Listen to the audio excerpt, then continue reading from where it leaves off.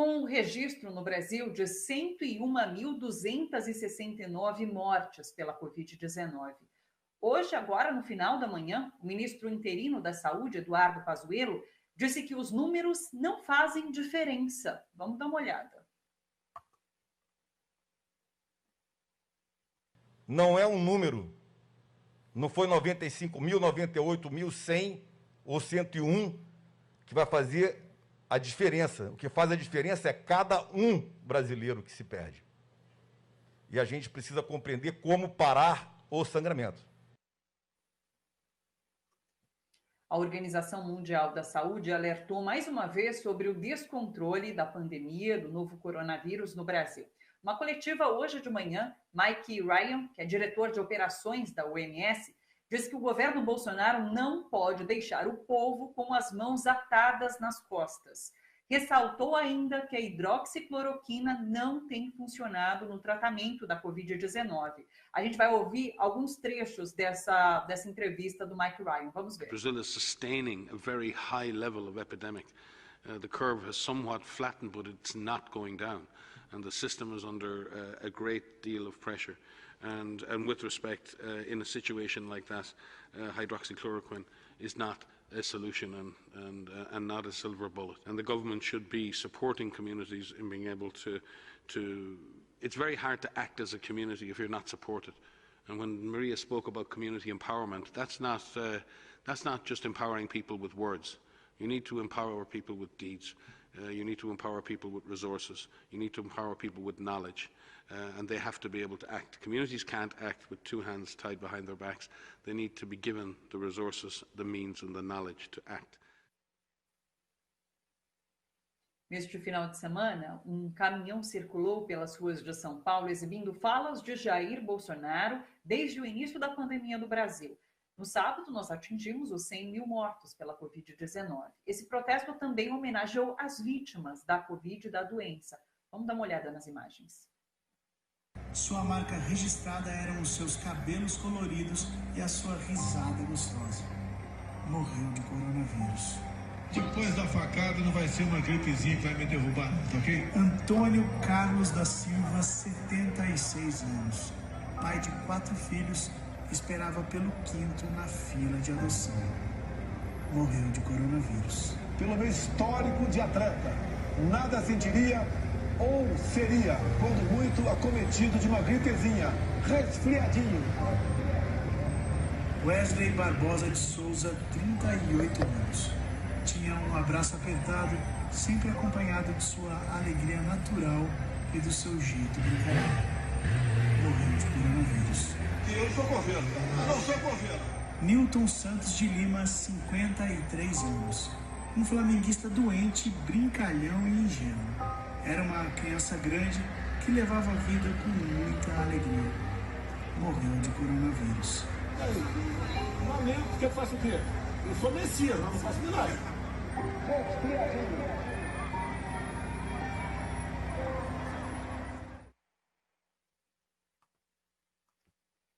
Jair Bolsonaro foi condenado a pagar indenização ao ex-deputado Jean Willis e ao advogado dele. O Tribunal de Justiça do Rio de Janeiro recusou a ação movida por Bolsonaro contra Willis, que o chamou de fascista e déspota numa entrevista em 2017. A multa estabelecida é de R$ 2.600, que deve ser paga num prazo de 15 dias. E mais um episódio de violência da Polícia Militar em São Paulo.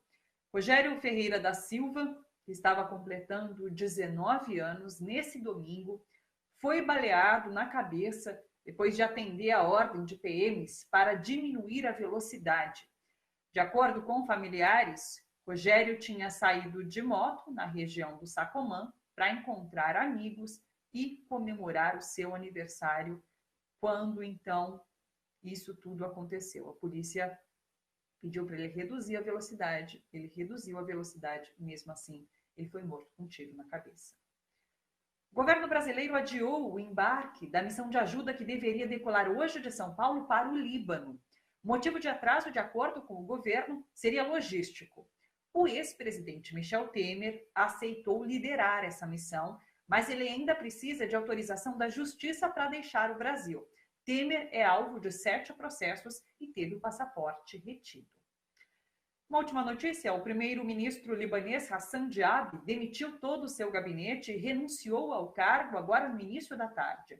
Em pronunciamento, o premier afirmou que as explosões no porto de Beirute foram o resultado de uma corrupção endêmica, alimentada por uma classe que luta com meios não muito corretos e domina o país. 3 ministros já tinham deixado o governo depois que uma onda de protesto tomou as ruas de Beirute no final de semana. A população fez duras críticas ao governo após a explosão no porto da capital libanesa, e essa explosão deixou quase 200 mortos, milhares de feridos, além de pelo menos 300 mil desabrigados. Beirute viveu cenas de guerra durante esse final de semana. Vamos dar uma olhada nas imagens.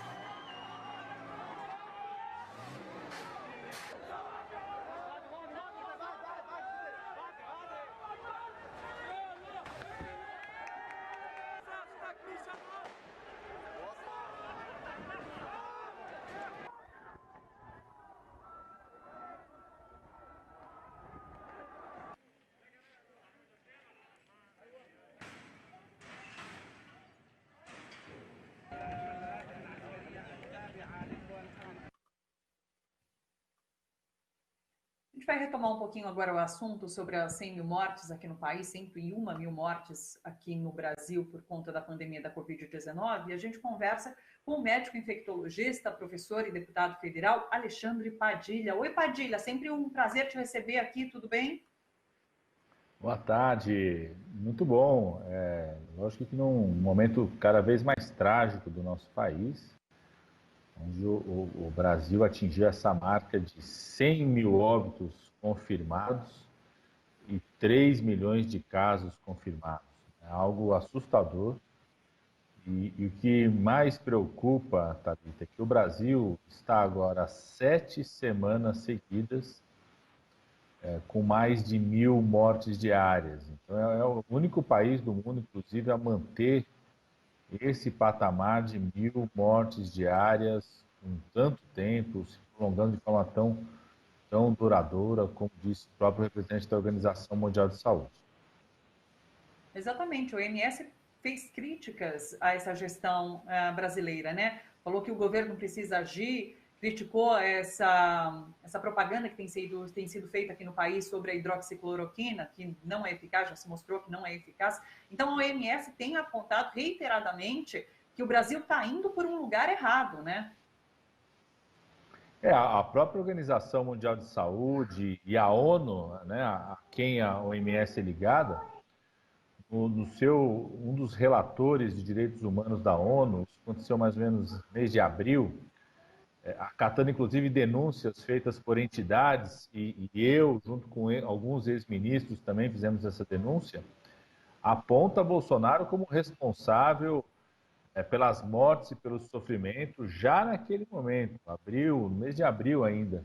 Primeiro pela postura de fragilizar o SUS, ou seja, a Covid-19 chega no Brasil no momento onde o sistema de saúde brasileiro está mais frágil, pela destruição do Mais Médicos, por mudanças que Bolsonaro fez antes na forma de garantir os recursos para a atenção primária em saúde, para as unidades básicas de saúde, no congelamento dos recursos da saúde que continuaram no governo Bolsonaro, começou no governo Temer, e pela postura, naquele momento já, uma postura absolutamente desrespeitosa às recomendações das autoridades sanitárias. Isso só se aprofundou com a ocupação militar feita no Ministério da Saúde, essa indicação da hidroxicloroquina, com investimento de recursos públicos, né? O governo Bolsonaro gasta dinheiro no medicamento não eficaz e esse dinheiro podia estar sendo investido em equipamentos, em outros instrumentos fundamentais para os profissionais para que pudessem salvar vidas no Brasil. Padilha, o ministro interino, Pazuello, parece ignorar a gravidade desse número, dessa marca real de 100 mil mortos. Então, enquanto a gente, jornalista, a imprensa, noticiava se preparava para noticiar essas 100 mil mortes, Na Argentina, por exemplo, a imprensa se prepara para anunciar 5 mil mortes. Todas são mortes, são números terríveis de fato. Mas 100 mil mortes é muito simbólico e sem perspectiva de queda nesse momento, ou não? Exatamente isso, Thalita. Para as pessoas terem ideia, essa é disparada a maior tragédia humana que o Brasil já viveu. Nós temos mais do que o dobro de mortes que aconteceram de brasileiros na Guerra do Paraguai, por exemplo. Então, é lógico que é uma marca importante. E o que mais preocupa é exatamente o que você falou, é o fato de, quando o Brasil tinha 50 mil mortes, a postura do governo foi a mesma. Quando chegou a 10 mil mortes lá no começo, o Bolsonaro saiu para passear de jet ski. Agora, com 100 mil mortes, a imprensa mostrou que ele fez um banquete no sábado à noite, financiado por uma rede aí de restaurantes que já financiou na campanha, o Coco Bambu. Eu acho que é um banquete macabro, né? Não só eles desprezam as vidas que sumiram, mas não existe qualquer tipo de reação concreta por parte do governo. E não à toa o Ministério da Saúde está sob uma ocupação militar. É exatamente para não ter qualquer compromisso com a defesa da vida, com a preocupação com os serviços de saúde, nem responsabilidade técnica no que está assinando, prescrevendo. É de fato um projeto, eu estou convencido disso. Bolsonaro colocou na cabeça, acreditou que a única forma de conter a pandemia é o maior número de pessoas se infectando o mais rápido possível, independente do número de mortes, porque ele despreza essas mortes. Ele não se preocupa com as mortes de milhares de brasileiros, sobretudo a população mais pobre, negros, negras, que são esses os mais afetados pela doença. Padilha, a princípio, a gente via alguns governadores e prefeitos resistindo às orientações de Bolsonaro, mas, de alguma forma, parece que muitos cederam às pressões. Como que você tem avaliado essa postura de governantes, governadores e prefeitos? Eu acho que primeiro não dá para generalizar, porque eu acho que tem muitas diferenças, né? A gente tem uma postura, por exemplo, dos governadores do Nordeste, o consórcio do Nordeste, que está se fiando pela a palavra de especialistas, fez um grande esforço, não só de ampliar os serviços de saúde. O consórcio do Nordeste fez, inclusive, uma alternativa que o governo Bolsonaro não fez, que é de trazer os médicos brasileiros formados no exterior. Nós temos 15 mil médicos brasileiros formados no exterior que poderiam estar atendendo a nossa população, estão aqui no Brasil, mas são impedidos de atuar pelo governo Bolsonaro. Nós temos governadores do Nordeste com uma postura diferente, nós temos algumas cidades do Brasil mantendo a postura firme. Aqui no estado de São Paulo, a cidade de Araraquara é um exemplo disso, é a que tem a menor letalidade. Mas, infelizmente, eu concordo com o que você está falando, alguns governadores, alguns prefeitos, eu diria que estão sendo movidos por dois movimentos. Não estão resistindo às pressões de atores econômicos, de muitos empresários que vão para o trabalho de helicóptero e querem forçar que seus trabalhadores e trabalhadoras peguem o transporte coletivo lotado, se exponham, comam no mesmo refeitório juntos, colocando em risco a saúde dessas pessoas. Então, estão se submetendo a essa pressão de atores econômicos. E, por outro lado, também eu acho que tem de uma parte deles, viu, Thalita? Como a Covid-19 começou na classe alta, então, no começo, quem se infectava eram os médicos desses governadores, desses prefeitos, eram os hospitais que eles frequentavam. E logo depois, quando a Covid-19 se dissemina para a periferia, esses hospitais privados tiveram tempo para se reorganizar, ampliar seus serviços. Parece também que, para esses governadores, infelizmente, a sensação do risco, da pressão da Covid-19 parece que reduziu. E na medida que vai crescendo na população mais pobre, na periferia, eles vão se submetendo à pressão dos atores econômicos, o que coloca em risco seríssimo a vida das pessoas. Tem um conjunto de reabertura de atividades. A gente viu na reportagem que vocês mostraram aí o caminhão passando e as pessoas no bar ali, sem máscara, bebendo, umas perto das outras. Às vezes aquelas pessoas não vão ter uma doença grave, mas certamente seus familiares poderão ter uma doença grave, os trabalhadores que estão ali no bar se submetem a um risco, ou seja, estão colocando a vida em segundo lugar.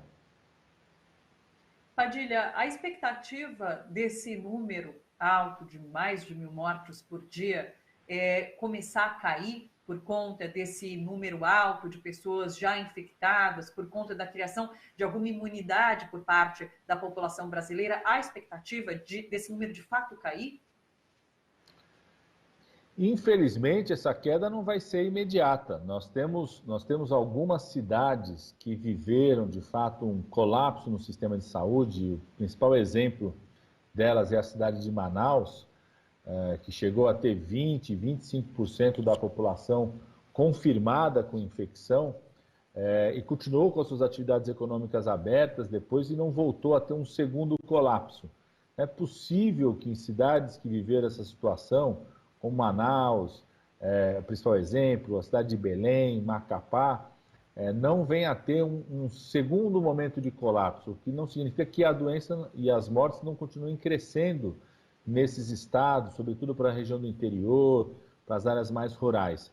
Nós temos alguns estados no Brasil onde tem caído o número de mortes diárias, mas outros crescendo, sobretudo na região sul do país, eu diria a região sul, centro-sul, porque pega também o Mato Grosso do Sul, e o interior de alguns estados, cujas capitais tiveram um número grande de casos no mês de abril, de maio, que agora cresce cada vez mais para o interior. Isso é muito grave, porque, em geral, o interior desses estados são regiões com menor capacidade instalada de leitos de UTI. A gente pega as cidades do interior de São Paulo, como, por exemplo, Ribeirão Preto, Franca, que são cidades grandes, que têm uma boa capacidade de leitos de UTI, estão todos tomados, estão 100% tomados pela Covid-19.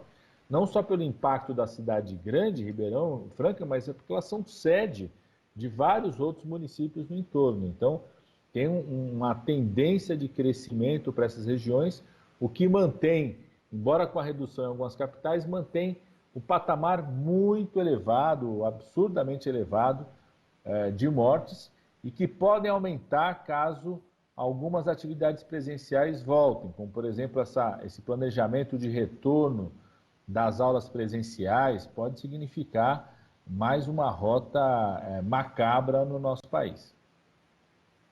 Padilha, e nesse cenário de mais de 100 mortes, 100.000 mortes, 101.000 mortes, tem uma notícia, vou até pegar a fonte aqui, foi republicada pelo DCM, informada pelo antagonista, de que o governo Bolsonaro vai enviar agora, nesses próximos dias, 300 ventiladores pulmonares mecânicos, 100.000 máscaras cirúrgicas para o Líbano, nessa missão que será enviada ao país de ajuda. É claro que nesse momento a gente se pergunta se não é um tipo de equipamento necessário aqui no nosso país nesse momento, não? Não, com certeza, os ventiladores mecânicos, eu não tenho dúvida da necessidade.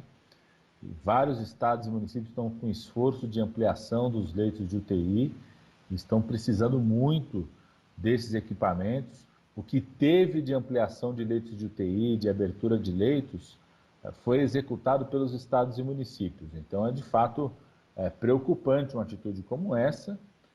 Sem dúvida alguma, a população do Líbano precisa do apoio da solidariedade brasileira, acho que todo o esforço é necessário, mas a gente não pode negligenciar, virar as costas para as necessidades da população brasileira nesse momento. Uma última questão em relação à vacina. Saiu uma notícia hoje de que a Anvisa autorizou, nessa segunda-feira, que os voluntários da vacina de Oxford recebessem a segunda dose. Uma decisão foi publicada já no Diário Oficial da União. A gente pode contar com essas vacinas?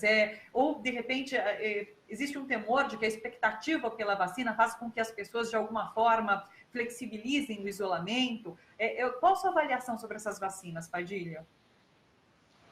Thalita, as vacinas são a grande esperança que nós podemos ter no sentido de conter o mais rápido possível essa pandemia. A questão é que nós temos dois grandes desafios para que essa esperança vire uma realidade. O primeiro grande desafio é um desafio científico. Não é fácil produzir uma vacina eficaz, num tempo tão curto. A média das vacinas foram desenvolvidas em pelo menos 5 anos. Mas tem um grande esforço mundial de desenvolvimento dessa vacina. Os outros tipos de coronavírus foram vírus que não tiveram muito sucesso no desenvolvimento de vacinas, então essa é uma questão científica complexa, mas nós estamos esperançosos. O Brasil faz parte já de 4 projetos de vacina que estão em fases diferentes de avaliação. Uma delas é essa vacina de Oxford, que é feita aqui no Brasil em parceria com a Fiocruz, que é uma fundação pública do SUS, do Ministério da Saúde, e com a Universidade Federal, também a Universidade Pública aqui de São Paulo, a Unifesp, 2 instituições públicas valiosas. A outra, que é uma vacina da China, em parceria com o Instituto Butantan, que também é uma instituição pública, fruto cresceu o Instituto Butantan com o Sistema Único de Saúde, ampliou a sua capacidade na medida que o SUS apoiou o Instituto Butantan. E outras 2, uma proveniente dos Estados Unidos, tem uma outra vacina chinesa, são 4, pelo menos, projetos que já começam a avaliação no nosso país. Então, esse desafio científico, eu não acredito que ele será vencido num prazo tão curto como se vendeu por aí, que esse ano a gente teria vacina. Os mais otimistas têm trabalhado com a expectativa de vacina no primeiro semestre do ano que vem. O outro desafio, Thalita, é um desafio, eu diria que é um desafio político, de decisão política, que é a gente garantir que qualquer vacina ou medicamento seja um bem público para a humanidade, para que não aconteça com a vacina, que aconteceu, por exemplo, há 2 semanas atrás, do governo dos Estados Unidos. O governo Trump foi lá e comprou todo o estoque de produção de 2 vacinas de 2 empresas dos Estados Unidos.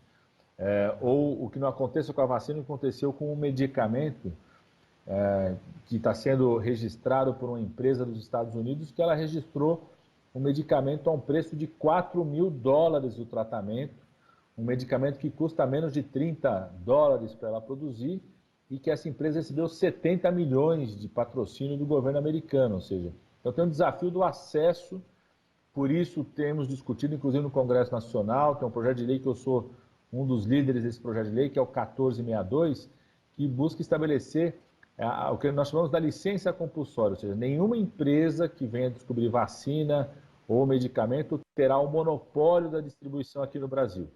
Para ser registrado aqui no Brasil, tem que permitir que laboratórios públicos ou empresas privadas possam produzir e distribuir esse medicamento, baixando o custo, viabilizando esse acesso a todos. Importantíssimo. Alexandre Padilha, médico infectologista, professor, deputado federal. Padilha, muito obrigada novamente pela participação e por trazer informações tão preciosas aqui para a gente, viu? Muito obrigada. Eu que agradeço, viu, Thalita? E vamos continuar informando a população e lutando pela vida.